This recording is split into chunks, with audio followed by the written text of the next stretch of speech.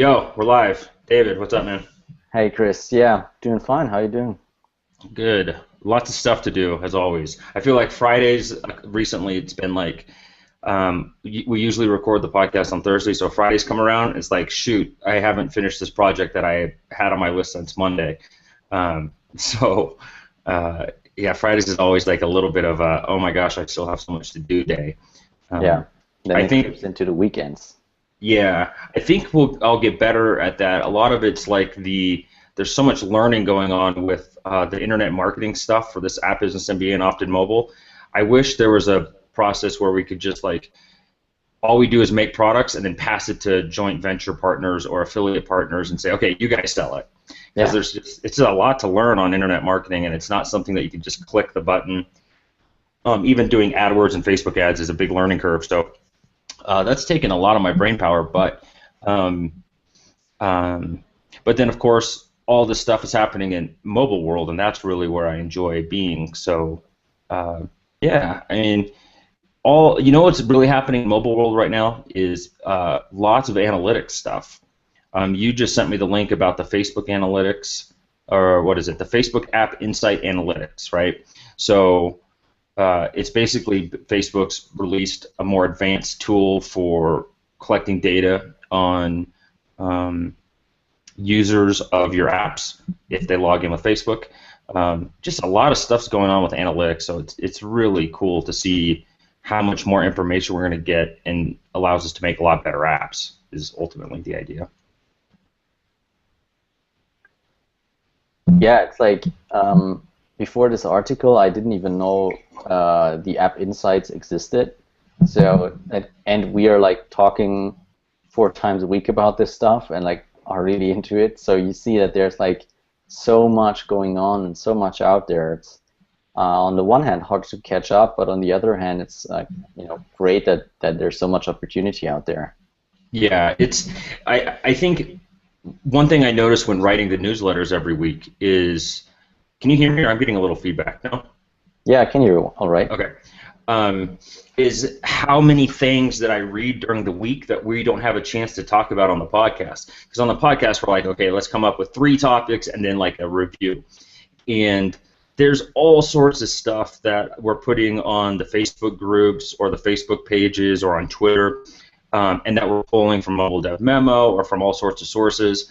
And it's just there's so much stuff happening in mobile. It's just, I mean, we could have a podcast twice a day if we wanted, um, and then we would do nothing else probably, unfortunately. But yeah, it's just there's just so much to cover, and I mean, I hope that's part of the service we provide is like maybe distilling some of the information. You know, there's also a ton of trash, and we were just talking about before we started recording about how there's like a lot of articles without depth, and if you're new, you don't know how to filter out the trash, even if you're not new and you just don't have experience in that specific topic. It's hard to filter out the trash, so I hope we help with that too. Um, And 'cause especially because it just can't trust in brand names or anything like that. You know, it's not like you can say it's like a well-known website, so the article is probably good. There's like no guarantee. Yeah. Unfortunately, the way they measure how quality their articles are is how many people are clicking on it and generating ad revenue. And Yeah. it's like, okay, so it means a title. It's all these like psychology tricks of a title, an image, a really big headline, or like some summary. Unfortunately, I've been reading about all this stuff because I've been doing this like internet marketing studying. But yeah, it's really like for people like us who aren't running a big, like, curated website with 50 authors or, researchers, whatever they're called, running around, um, the real focus for internet marketing is make amazing content that everyone wants to link to and, market that content this way and that way and all that kind of stuff. So it's more on depth and quality. But once you get to a site where it's just this huge curation of a bunch of different journalists, man, it's like 200-word articles with no depth and Yeah. yeah, yeah. But so again, I hope, and that we were talking about this. That's one thing Mobile Dev Memo seems to do really well Really with well. is they, somehow in his curation, I don't know if he's got a check for He probably just doesn't draw from those sources that are like junk food sources, you know? Yeah, and I think he also has some manual part in that process, right? We talked about that on the show. Mm-hmm. And so I think that's where he can just, filter out what the algorithm can't. But often it's just like even looking at the size. So if it's like big font and it's 3 paragraphs, you can almost be certain, unless there's other very strong indicators, that it doesn't have a lot of depth. Yeah. But one of the articles that I think is, or one of the news that I think is worth mentioning, is that Apple had a bug in HealthKit, and so I think that's like an appropriate topic for the weekly, because we are live and people can get this the next day. So I think that what happened is HealthKit had a bug which nobody apparently discovered before, and now they have to pull all the updates and all the apps that use HealthKit, and it will be delayed until like the end of the month, which of course is absolutely embarrassing. So I don't even know what the conclusion is, or what what we can learn from that, but it's just like a pretty big screw up on the part of Apple. Yeah. So on a big scale, you want to it's really important to get ahead, because people are going to be going, and there's going to be tons of articles on, hey, here's the 8 apps that work with iOS 8 HealthKit, and you get MyFitnessPal and what is it, MyCoach and Carrot Fits, HealthKit, whatever, I don't know. There's all these apps that we're talking about here, and you want to be on that list. Like, you want to be one of the early adopters for Apple. It shows good partnership, and if you've got a brand like MyFitnessPal, Apple recognizes that you're partnered with them in that level where you're extending their brand and you're endorsing their stuff and all this kind of stuff. And so you want to be that partner and all that kind, and be at the forefront and show your users that you're on the forefront. But at the same time, man, kind of related to the videos we were talking about in the Facebook group, is like, people get ahead of the videos and start understanding what they need to do, and then Apple releases like a very vague, hey, it can't be too marketing and too salesy. Yeah. Can you be more specific? Well, it shouldn't have lots of different kinds of moving backgrounds. Oh, okay. Like, what in the world? So what I replied on the group was, look, some of these things I just have to wait on, and I'd rather not be one of the first ones out there. I'd rather be the second or third guy that just has to do it once and gets it right and moves on in life. Because, man, this stuff was Steve Jobs passed when the map thing was such a mess, when Apple Maps. Can't remember, actually. I don't know. Life moves so fast. I mean, I think Steve Jobs has been passed for like 3 years or 4 years now. So, I think the Apple Map thing was like 2 years ago. I'm sorry? I just lost you for like a couple of seconds, but you're back now. You know what? Yeah, Jobs. I just looked. Go ahead. I was just going to say how based my mic has been recently on Google Hangouts. I would blame it on me, but then yesterday we were having issues with your internet, so who knows? We'll just keep powering through, I think. Yeah, so Jobs died October 5th, 2011. Okay. And 3 years ago. Yeah, you keep talking when I look up the map stuff. Well, just that everything we've read about Steve Jobs, and in fact, in the newsletter, I found this really fun write-up on the guy, because I've never been this guy like, oh, an Apple guy and get all the latest gadgets, and I wasn't a designer before. I was straight Microsoft Excel, Microsoft PowerPoint. Give me a really good HP computer, and let me go sell tons of widgets, and I did that for 10 years, right? And so I was never one of these like, oh, let me watch the Apple developers conference and watch Steve Jobs. Like, I wasn't that guy, so I didn't have exposure to that. And I knew it was like a subculture thing happening, so I read this if Steve Jobs announced the iOS 8. Yeah, that was a good one. Yeah, you read that, right? Mm-hmm. I just thought that was so good, the way that author, and we have it in the newsletter. We'll put it in maybe we'll, I don't know the best way to communicate with people who aren't signed up. So hey, if you want this kind of stuff, sign up to the newsletter, and we'll just send it to you there. And we share it in the Facebook group too. And I just thought that was such a strong presentation, like hypothetical presentation, and I just can't imagine these things happening with jobs around with his reputation of like, get it right or you guys are out of here. Like, get it right 3 months ahead of time and let's test the hell out of it, or however he achieved the goals that he achieved. But yeah, it just seems surprising how many embarrassing hiccups they have on this kind of stuff. Yeah, he wasn't around when they had Mapgate. I just looked it up, and it's like, yeah, but you're right. It's like whatever he did, probably it's just like the fear he induced in people. It's like, what if Steve finds out this doesn't work? We better, put in double the effort to make sure it doesn't fail. Well, and I don't blame him. I just think for a company with as much money and as much, I mean, they are media darlings, and they like host a press conference, and it's like breaking news on Fox Business News or Fox non-business news. It's like they just got it dialed in, and they have just this amazing brand. And I just am shocked that they have such a hard time with some of these things. Like, maybe I'm not technical, so maybe these are really, really complicated things that they're trying to do. Well, no, that's just software quality, right? So that's quality assurance, basically. And I think, now we talk about the keynote of the iPhone. This is like the random show of the podcast, but it's like even the way they presented the iPhone 6, right?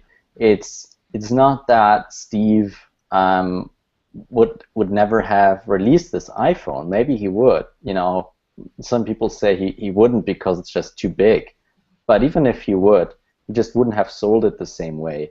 And it wouldn't be like, yeah, you all came here and this big presentation and now you have to wait for a week. It's like, why? Why can't you time it that I can buy it on the same day? Like, and you can pre-order it now. Like, that's how Steve presented it.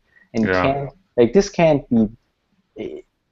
be so hard that Apple can't make it work so their presentation is on the same day that they can ship, right? Yeah, they must. I mean, we don't have all the data, so there's data there that somehow supports why they're making some of these decisions that we don't have access to or don't understand. But it does seem like, it seems like that would be. I mean, for sure they could pull it off. They just decided not to for some reason, and maybe that's because they couldn't get the devices out in time. I mean, there's all sorts of shortage conversations and stuff. So yeah, but then I mean, why just didn't they do it later then, right? So or how about I was trying to watch the event on Safari, right? It's the only time I open Safari is the developers conference and their press release that they just had, whatever it's called, and it didn't work. Like, I went on the Facebook group, I said, guys, are you guys having a hard time? Everyone's writing back, yeah, it doesn't work in Germany, it doesn't work in Austria, it doesn't work in Australia. It's like, okay. So one time I used Safari, 1 out of 2 times I used Safari in the year, it doesn't work. Like, I don't know. I'm not an Apple fanboy. I like making money with them, but I'm not. I just am not. I don't get it. I don't think I get it. And I think that a lot of it is I'm the perfect example of someone who doesn't get it because I don't have that brand experience from the previous decade. Yeah. And I think there's probably a lot of people like me that are coming in from having a really huge Microsoft experience, exposure, connection. And it's not like we're Microsoft fanboys, but we just know, we know how to use a PC. We know how to use Microsoft products inside and out.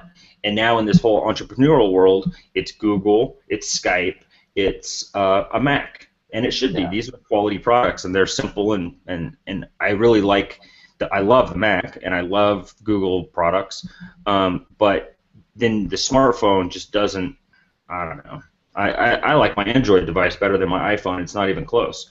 And then being on the publisher side of it too, it's like I like working with Google better than Apple. So I don't know. It's just a reminder that, and I say this a lot, is while your opinion is interesting, it's not relevant. So I'm a group of one, and it just doesn't. matter necessarily. It matters where the users are and where the money is. But for longer term trends, maybe it just tells us to not depend so much on one store. It's just a bad idea. Absolutely, absolutely. I still haven't done anything with my Google apps, like where we had. Who did we have on that was like he was a little embarrassed to come on because he felt like a phony because it wasn't like he was making like 50,000 a month in the Google App Store, but or Google Play Store, but we talked about how it's a little bit more like websites where you have a video, you have some social signals, and you have all that kind of stuff, and I haven't done that yet. I almost think, well, we talked about this off the podcast. Maybe we talked about it on the podcast. Is reducing the amount of episodes, and then maybe we have more time to do like a Macaroon Mania and share with the audience live what we're doing and how we're doing it. And I think that would be 10 times more valuable than drawing from our own experiences and telling them, which I also think is 10 times more valuable than people who just read and talk about it. Yeah. Like, at least we have experience, and we still have apps, and it's like modern, current experience, but going through the process with us. Right now, the apps I have in Google Play, it's not worth making a video and investing all that stuff. But if we had 10 little Macaroon Manias running around there with the pizza store or Be the Fed or app startup or whatever it was, whatever little niche we found, I think that would be way more interesting and valuable. But these are just some of the things we're thinking about because we have so many fun things we want to do. And I think we spend a lot of time on the podcast talking about things to do, and we do Opt-in Mobile pretty well. But like the App Business MBA, that deserves way more attention than I'm giving it. And same with Opt-in Mobile. Like, we just got another customer today. Like, no marketing, people just find our website and it's crazy. Send us money. Yeah, or maybe it's word of mouth. That's probably what it is. But but then still, like, it's a little bit irresponsible to just be like, it just works. Like, we don't give it any attention. That's like not how you should run a business. So let's like the MBA. Let's like tell the listeners about it. So we are thinking of reducing the number of episodes we put out, and maybe like even to just one a week, and then make that one maybe a little longer or just very well researched and more quality. And then we can of course use the time we have to, as you said, be more into other stuff that we can then again talk about on the podcast. So I think it would be great if some people could just give us some feedback on the Facebook group, because we have not decided yet. And maybe you can tell us if you think that's a great idea or not, or whatever.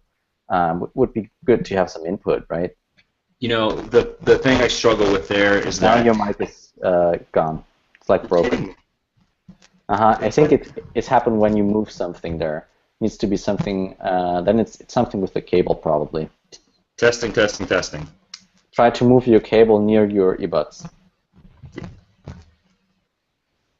Do what?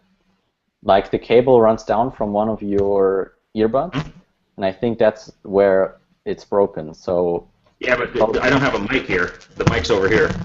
Yeah. Oh. Yeah. So am I still like on Mars right now? Yeah. Gosh dang it! It's like the 20-minute mark every time. You wanna? Oh, you can't rejoin, right? Because then the I'm gonna try to rejoin. I'm gonna try to rejoin right now. I'll be right back. Will it be live still? Oh. I don't know. I don't know either. Can you unplug and replug or something like that? Yeah, you got it for the next 3 minutes, dude. All right. What's the topic? The topic is German development. Ready to go. So, in Germany, no, I'm just kidding. So I think that's kind of like a very important decision for us right now, is whether we should scale back on the podcast and make it like scale up the quality and scale down the quantity, basically. And it's basically the only real issue where we're not like the perfect fit, because we seem to both have the problem to focus on one thing. So, while that might be an entrepreneurial quality, it doesn't help that we both need to review our products from time to time just in order to know, okay, we're doing too much, we need to adjust, right? Can you hear me better? Yeah, it's fine now. Okay. I didn't think I could just unplug the microphone and use the Max mic, but and it really I have no problem doing multiple projects. I like doing that. The problem for me is that and I was just talking to Jesse Lawler about this, is you go out to the market and you listen to what they want and you get them to pre-buy something and all this kind of stuff, and then you execute based on that. Well, I did that with 3 things, and all 3 of them worked. And it was like, oh. I didn't expect that. Yeah, I expected one of them to work, or, so, the podcast is probably one of my favorite things, but it's something that where a lot of the guys I talk to who have their own podcasts or have done this kind of stuff, they're the $50,000 a month type guys. They're all saying, dude, the thing you guys have is you guys have a 3 or 4 times weekly podcast, and so it's the same day and time every time, and people are really into having that. They just have that, and then they get to know you, and one of the guys from the DC that I was talking to, he's like, dude, I know you live in Bogota, I know your chick's Colombian, I know David's in Munich, they know us a little bit. Yeah. And I know that feeling because I'll listen to podcasts and I'll meet them in person and be like, oh, hey, and I'm so used to just I'm not that a stalker. It's just weird to know someone and they not know you, right? And that's what it feels like. So I think that's really, and I enjoy talking about this stuff, but it is just something where, gosh, it takes up a lot of time that I could be pumping out really amazing app business MBA videos instead of talking for 3 hours on the podcast. So and even for the podcast itself, it's wouldn't it be maybe better to get one episode out that's really well thought through, and we maybe prepared both of us 1 hour or several hours before just for this episode, and then it's this one quality thing, and then that's something I would really look forward to each week. I would be yeah, now I get to prepare for the podcast and go really deep into something, and so it's and at the moment, just because also we have all these other projects, it sometimes feels oh no, it's already Thursday and now I need to get 3 podcast episodes out. Yeah. And that's not the attitude I want to bring to the podcast. The attitude that I want to bring to the podcast is really positive, fun, to talk about these kinds of things, which it is, for example, right now, where it's more casual Friday episode, but still, it could be potentially better if, we reduced it. So here's what the listeners will say. Yeah, did you know besides for some of the bigger interviews we've done, these Friday lives that are published Saturday morning are the most popular ones? I can't believe it, actually. Yeah. It's oh, okay, you like it better when we don't prepare anything and we just push play or push record.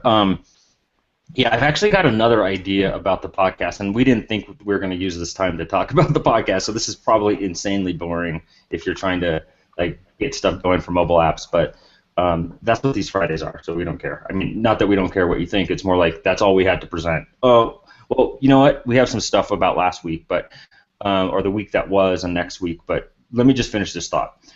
One thing, David, that I thought might be interesting, and again, we just started talking about this yesterday, really, is a lot of times I think a lot of the listeners really appreciate just the understanding what we're doing and the thought process. We'll say, hey, do you 20-minute right-to-the-point episodes or 40-minute episodes where we kind of go off a little bit? And it's almost unanimous they like the longer ones where they like to hear the thought process and hear how we think about things. And I thought what might be interesting is still doing changing it to a daily podcast, and it might only be me, it might just be me in the morning and doing a 10 to 15 minutes, almost like coffee and mobile, and doing instead of preparing an episode, reading through the things that are interesting to me in Mobile Dev Memo and some of the other resources, and just wrapping through those issues, and that's it. Like, no value deliverance, just conversations with people who have done it, And then once a week, we could still do our interview or our value-packed, here's how you move your business forward type of conversation, which I think is hugely valuable. But I think there's still value in, like, even now, if I knew of a podcast that had, like, every day you just connected with someone who had, like, internet marketing, for example. If I knew where I really enjoyed to be with internet marketing, which right now is nowhere, I don't really enjoy it, but if I had a specific niche in internet marketing that I really enjoyed and I'm so new at it that it'd just be nice to, like, connect with someone every day, to, like, hear what he's reading or she's reading and what they're focused on and what they think the opportunities are, and just kind of, like, have that kind of, like, it's almost like a mentoring relationship. Although, shoot, a lot of our listeners are way more, have been way more successful than we have, but that might be an interesting approach too. So it's just something where I'm hesitant to stop doing the routine or regular podcast, because I think that really gets us involved in the community, where like all of a sudden now people are emailing us saying, hey, I really want to partner with you because I want to leverage your name. It's like, what? What do you mean leverage our name? Like, we still don't think about it at all like that. And I do also think we have a different podcast where it's just really like Chris and David talking about mobile, and I think that resonates well too, and it's really enjoyable. It's something where we're just acting like ourselves, so we could do it forever. I mean, literally, we're just talking, except we have it recorded. And, So maybe we just need to present some concepts, like different concepts, to the listeners, and then they can give us some feedback, and we finally decide. So one would be just scale it back to one episode a week, and have that like be top-notch value delivering content. And then you say, well, we could also just have like a daily show, very short, just basically recording your thoughts, which is going to be a little bit difficult to sync, right? We can't find a spot because of the different time zones. We can't say, we'll meet. I was also thinking about this. You are a dev guy that keeps getting dragged in to the marketing stuff. One, because I think you're interested in it, but two, because that's my focus. And you have Stefan to like bounce development ideas off of. Yeah. I don't have like a marketing right-hand man. So when I have like a new positioning for something, or I have a new plan for like getting leads or something, it's like, hey, David, check this out. So I like bring you in more than I should. So one thought was, hey, you are on interviews and on, I don't know if we should be talking about this offline. Who cares, right? It's not that big a deal. Random show, so. Well, if you still stick around, then I think if you still stick around to this point in the episode, then you're really into like what we do in this podcast. So.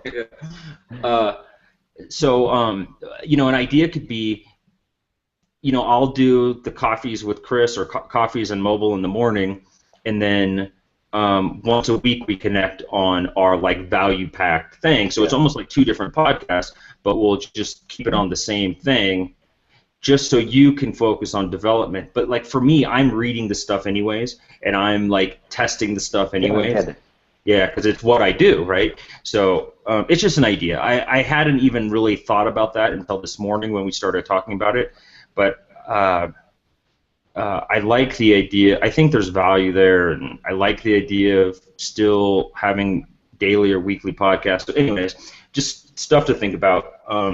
But the main point is you and I have so much more we could be doing if we weren't spending. I mean, it ends up being between like guests and trying to coordinate with guests and show notes and posting show notes and all this kind of stuff. Even we outsource everything. All we do is push record, but then there's stuff in the beginning that we have to do, and there's it just ends up being a lot of stuff. And I think we'd be better serving, like for instance, our paying clients if we were just focused on delivering what we. All right, let's wrap this conversation up with some reviews of the past week and then let the poor listeners go. What did we do last week? We did income expectations, which was actually something we recorded like 3 weeks ago. I actually had forgotten what that was when I was talking about it last week. But that was in reference to, hey, I want to invest in mobile, and I have some apps out there, but how do I know what to invest in a app code base, or like a development effort and a design effort? And I kind of shared my framework for that, of kind of how I go into both evaluating an idea and understanding how much to invest. So I thought that was kind of a fun episode to record, because it's just something where I just do it, and I guess it's certainly helpful for people to understand how other people do it. So 97. Oh wow, we're almost on 100. The next episode's 100. Keywords in ASO. That was just kind of like a refresher on, hey, here's some of the tools we use and techniques and strategies we use for finding keywords. And so, go take Sensor Tower's ASO Academy thing. But in addition to that, don't forget about all these other things that, again, we just take for granted. If you've been doing this 6 months, a year, 2 years, you just know to go do these autocompletes in iTunes, and it's all part of my SOP. An SOP I haven't even looked at in like 4 months, to show you how literally I outsourced it and it's running, and that's that was just kind of a cool reminder, like, hey guys, don't forget about these tools, Google Keywords, iTunes Autocomplete. I forget some of the other ones now, but like obviously Sensor Tower, and that was like a short, good refresher. And then Thursdays. Oh, have you heard this one yet? Because you weren't on this one. Yes, I listened to it before this episode. Oh, okay. Basically, like an overview of all the different areas that you could outsource, and some arguments why you might want to do that, and to which people or kinds of people, right? Yeah, and that was in reference to, I think a lot of folks, we hammer home the point of, hey, don't do it all yourself, outsource, especially developers who can do a lot of it themselves. And the questions are, okay, well, where do I stop outsourcing? And it's a really good question, because it's just something, again, that I just never thought of like that.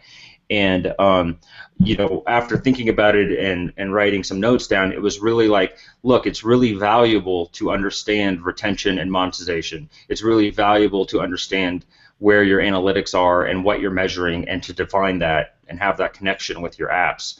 And then it's really valuable to stay in touch with the app stores and be evaluating those opportunities and understanding what apps are doing. And in fact, next week, we haven't recorded it yet, but next week we'll do a deep dive into the Kim Kardashian app, because those are the things that you can apply. Like, you can draw some ideas from a Kim Kardashian app and throw it in a quiz app or some other thing. Yeah. In fact, I've shared in the Facebook group, there's an app that is the quiz, but it's like a dungeon game, so it's like a fighting game or something. You know how Puzzles and Dragons, or whatever it's called, is like dragons fighting or something, or you're trying to get by the dragons, but the way you do that is connecting, almost like a Candy Crush style? Well, that's what this quiz is. It's like you answer a quiz right, and then you can fight the dragon or something weird like that. I mean, it's amazing, and they made like $26 million. It's amazing what the combination of popular game plays or mechanics and using the related retention mechanics and all that kind of stuff with a totally unrelated, how do you say it, like other gameplay or content piece is can make insane. The market can really respond. Yeah. And it's almost binary, where they either respond or they don't, and when they do, you're making money, and then it becomes how much money, like, are you going to make 50,000, or are you going to make 500,000, or are you going to make 5 million? It really becomes that binary. I guess that wouldn't be binary, because that's 4 options, but it either is like you don't make money or you do, and that's the binary part, and then when you do, it's like, how much do you make? It's going to be significant. So for all these folks that are like saying, oh, I can't come up with ideas and I don't know, it's like, dude, study the App Store.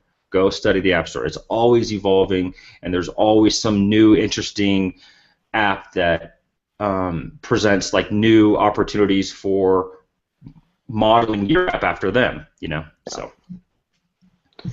Cool, man. what are we doing real quick? What are we doing next week? We're doing the Kim Kardashian one. We have one else recorded, and other than that, I think we just still need to do it, right? We don't have all of them in the can yet. Okay. iOS 8 news in terms of HTML5 is one that we'll talk about this week. Yeah. That was really cool and very dear to my heart, of course. And then there's going to be one surprise topic, which we don't know yet. It's a surprise to us too, right? That's the point. No, we have a list of them, but it's like, no, I have a bunch here, but we haven't decided like which ones we're going to do next. So yeah, it's going to be a surprise, and it's going to be in your newsletter, right? So go subscribe to newsletter at businesspodcast.com. Yes. Anything else? I don't think so. I mean, of course there is, but we'll hit it on the next episode or whatever. Yeah, man, I think that's it. So we'll sign off. Yeah. All right. David out. Thanks, guys.